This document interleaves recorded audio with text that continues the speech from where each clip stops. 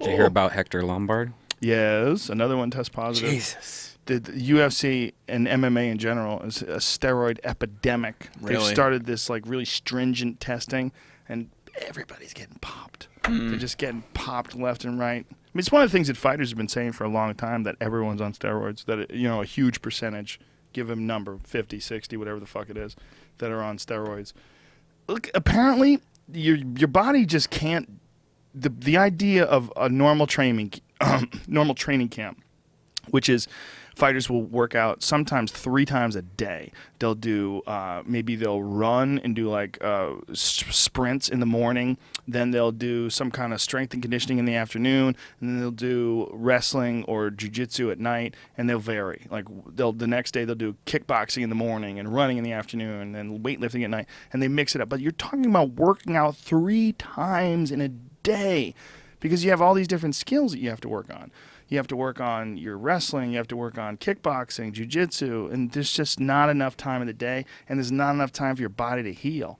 So that's where it comes in Dr. Feelgood. It comes along, yeah, bang! What do you think, though, with, like, Silva was injured, and they were saying that maybe the doctor that he was working with has had a past of, over prescribing, amounts of steroids or legal steroids. Maybe? You're saying maybe, or he has? No, he has. I saw something the other day where what's his doctor's name? He's like a Brazilian doctor that. It's okay, whatever his name is. But I guess in the past, this other fighter was like, yeah, I was approved to use this kind of steroid or something like that for an injury, and he gave me too much, and then which caused me to be like 7 months of being penalized, out of the UFC.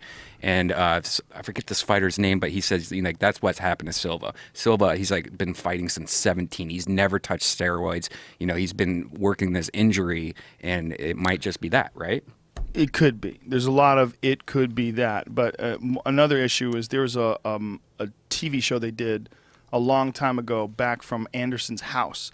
And one of the things they saw in the background was pen tips for Norditropin. It was on the shelf, a very specific box that has pen tips. Norditropin is a type of human growth hormone pen, and you take this human growth hormone and you inject it in someone's body. And so that might not have been his, so who knows? UFC fighter claims some doctor who screwed up his TRT has now victimized Anderson Silva. Yeah. Listen, you can't listen to these guys, though, because there's a lot of, Bigfoot, he's blaming a doctor for him taking an abnormally high dose of testosterone. May be true, may not be true, but it's within his best interest to say that the doctor is at fault and it's not his fault. The doctor said he was going to sue him because the doctor's like, you're lying. I didn't do anything unethical or outrageous to you, and everything you wanted me to do, I did for you. Who the fuck knows who's telling the truth? It's totally a he said, she said thing. It turns into a game. But Anderson was coming back from a broken leg, and he tested positive for, the way I understand it, metabolites, which means it was leaving his system. It was a very trace amount. If that is the case, it could very well be that he got on some steroids so that he could heal up quicker. Because what steroids do is they allow you to recover quicker. So if he's 39 years old and he broke his fucking leg, you're talking about a long ass period of recovery. Or you take steroids and you recover in 9 months instead of 15 months, or fill in the blank with whatever the real number is. So that could be what was going on, but the reality is it's illegal. Right. You can't do it. If it takes you 15 months, the excuse cannot be, oh, I'm going to give you some illegal drugs so that you heal quicker. This is the only reason why you take these drugs. Don't worry about it. You'll be fine. No, you're never allowed to take steroids, because one of the things that happens when you take steroids is it creates permanent changes in your muscles, depending upon the steroid. Permanent changes, like your muscle density and your tendon strength and various attributes of your muscles. It's been proven that some of the benefits of steroids continue permanently. So it's not just when you're on them, you're fucking the Hulk. Because a lot of these guys, especially back in the day when they were fighting in Pride, I had Ensign Inoue, who was on the podcast, who was a fighter from Pride, who was totally clean, who said it was on his fucking contract. That they said on the contract, we will not test you for steroids. They said it on the contract. Encouraged guys to take steroids. Wow. So a lot of guys took it.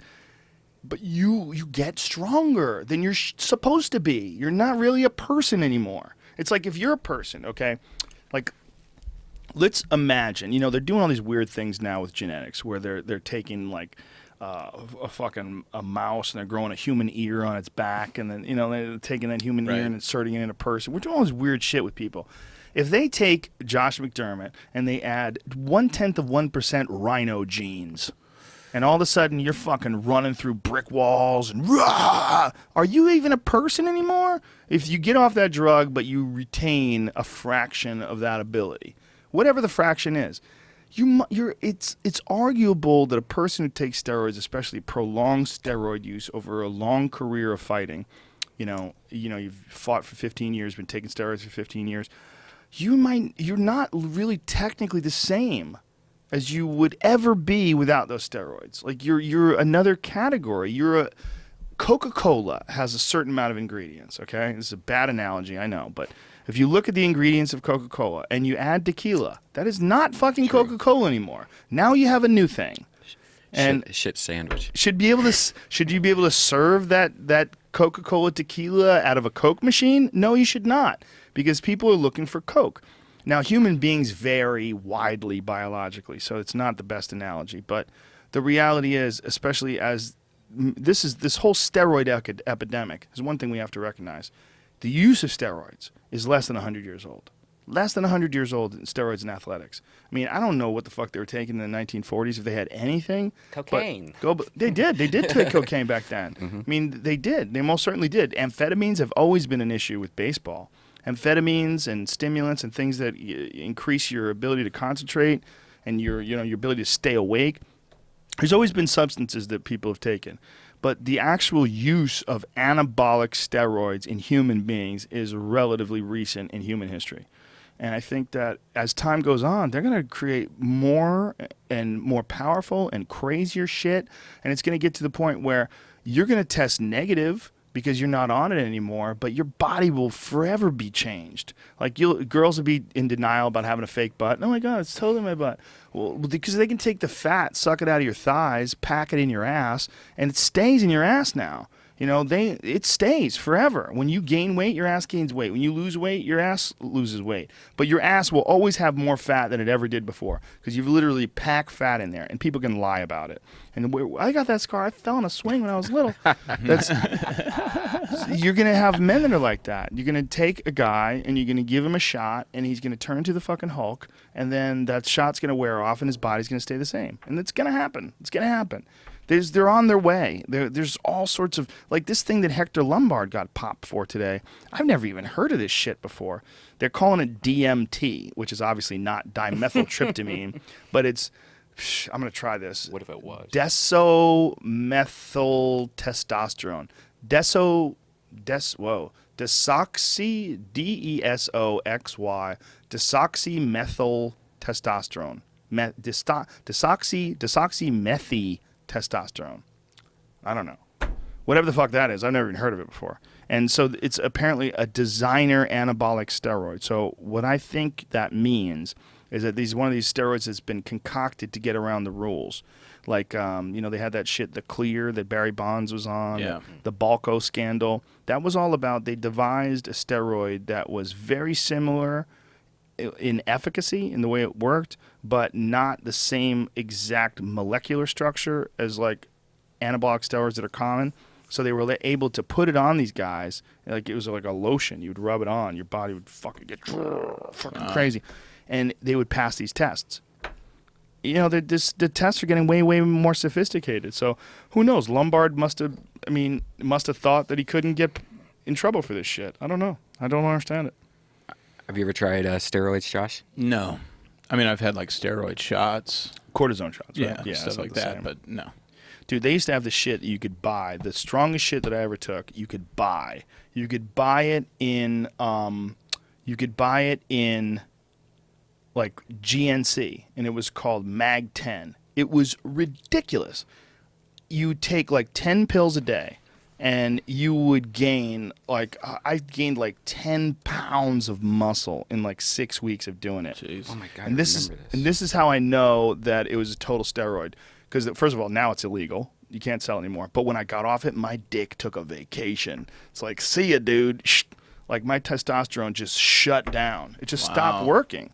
And I was like, whoa, this is crazy. Like I couldn't get it up. Like my dick was broken for like 2 weeks. That's fucked up. Good grief, man. But it's some shit that you could just buy. There used to be all these loopholes. You could buy stuff at GNC. You could just buy these things. Is Tribulus still legal? No, that's legal. See, those are very mild. Tribulus It seemed like it still fucked with me. I remember taking that and then after a couple weeks getting kind of like angry or like that doesn't really make sense. No? No, it's Why very, were you very, taking it? very mild. Because I hang out with Joe Rogan, man.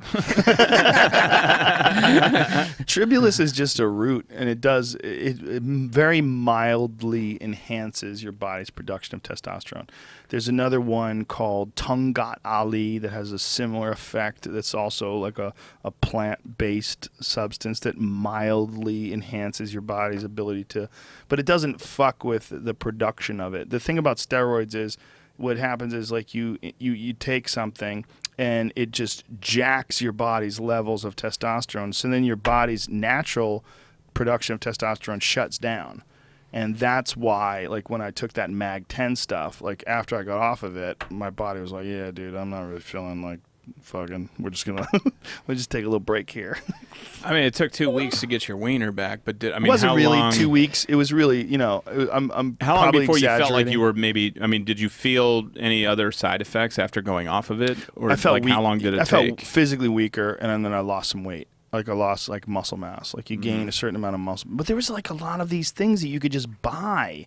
You should just buy them at stores because they were like these loopholes. Like you know how bath salts exist? Do you know the whole story behind it?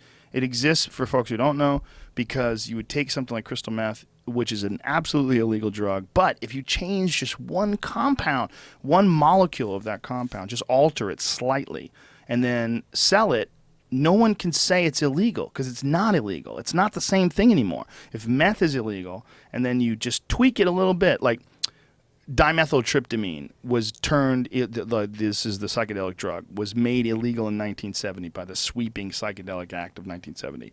But they missed 5-methoxy-dimethyltryptamine, which is actually stronger. There's N-dimethyltryptamine and then 5-methoxy-dimethyltryptamine. 5-methoxy-dimethyltryptamine is like dimethyltryptamine, like an oxygen molecule attached to it or something like that. So it's just slightly different, but legal. But if you smoked it, you would go to the center of the fucking universe and converge with God in the most epic journey of your life. I mean, it's like way stronger than mushrooms. Yeah. I mean, if you took a good breakthrough dose of 5-MeO DMT, it'll change you for the rest of your fucking life. And that was legal. And it was only legal because it wasn't technically dimethyltryptamine, which was illegal. So that's what this bath salts thing is. They alter the compound slightly, and then they sell it not for human consumption. They say bath salts, and then they sell it at grocery stores or 7-Elevens or wherever they want to sell it. Gas stations mostly, I think. And they can get away with doing that because it's not technically the same drug. And they just keep altering it, keep tweaking it a little bit here and tweaking it a little bit there with varying results too, which gets really weird. That's like the difference between DMT and 5-MeO DMT is profound in the effects. 5-MeO is stronger, but there's no visual experience. The visual is just pure white, and it's like white molecules, like fractal white around you. It doesn't have the visual effect of N-dimethyltryptamine.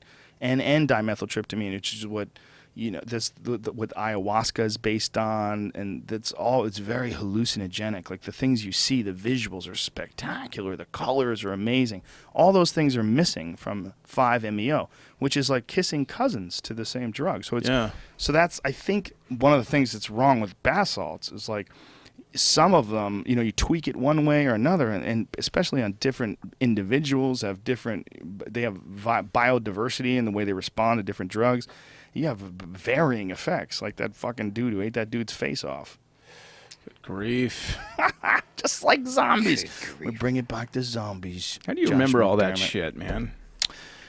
Drugs. Drugs help me remember it.